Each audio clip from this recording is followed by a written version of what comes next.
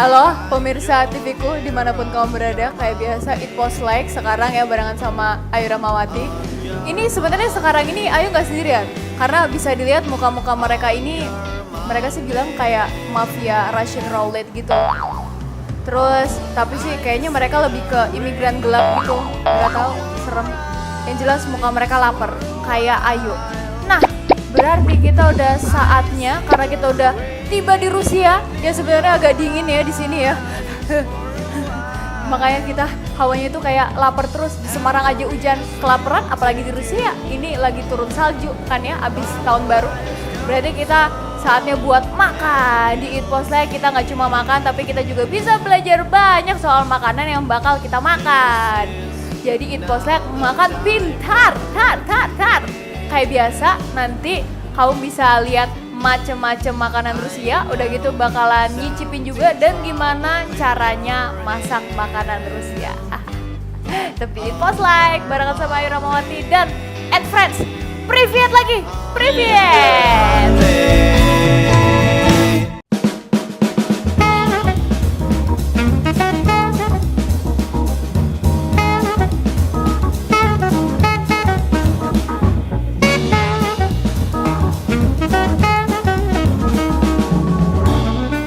Sebagai negara terbesar di dunia yang berada di dua benua yaitu Eropa dan Asia, masakan yang sama bisa memiliki resep yang berbeda-beda bergantung pada iklim dan wilayah di Rusia.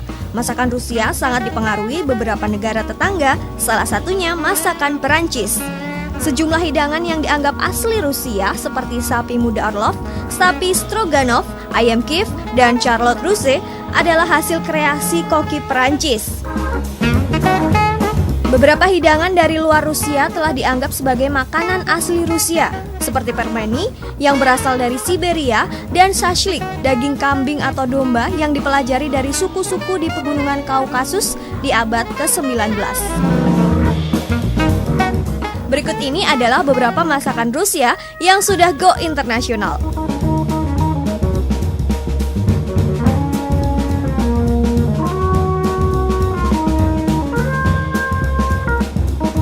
Kolodets, potongan daging sapi muda rebus berbumbu merica, peterseli, bawang putih dalam gelatin.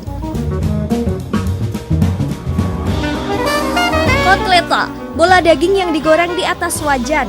Di Indonesia biasanya dikenal dengan nama perkedel, bola-bola daging, atau semacam kroket. Pelmeni, daging dibungkus lembaran dari adonan tepung terigu yang dimatangkan dengan cara direbus. Bisa diartikan ini semacam pangsitnya Rusia. Pierogi, daging atau sayuran bungkus tepung yang dimatangkan dengan cara direbus atau dipanggang. Shashlik, panggangan potongan daging dan bawang bombay di tusukan besi yang berupa seperti tusukan barbeque atau semacam sate. Blinaya, restoran yang berdiri sejak 2012 ini menyajikan berbagai masakan Rusia yang dimasak dengan cara tradisional Rusia namun telah disesuaikan dengan lidah orang Indonesia. Blinaya sendiri diambil dari bahasa Rusia yang artinya rumah makan Blini.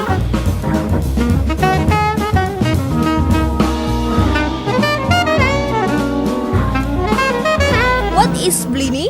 Blini adalah lembaran adonan roti yang biasanya isinya bisa berupa ayam, daging, buah-buahan, sayuran, dan lain-lain. Mengapa memilih Blini sebagai hidangan utama? Karena Blini memiliki sejarah panjang di negara asalnya.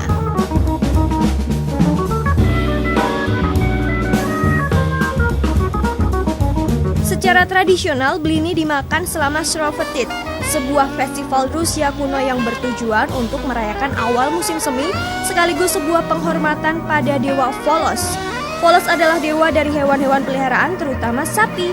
Pada era masuknya agama kekristenan, sosok Volos diganti dengan Saint Blasius, santo pelindung hewan peliharaan.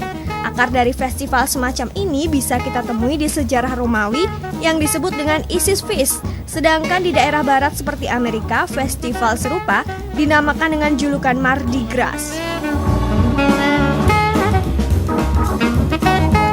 Blins atau Blini secara simbolis dianggap oleh bangsa Slavia di awal masa sebelum masuknya agama sebagai simbol matahari karena bentuknya bulat. Blini secara tradisional disiapkan di akhir musim dingin untuk menghormati kelahiran matahari baru. Tradisi ini diadopsi oleh gereja Ortodoks, di mana Blini juga disajikan di pagi hari untuk memperingati orang yang baru saja meninggal.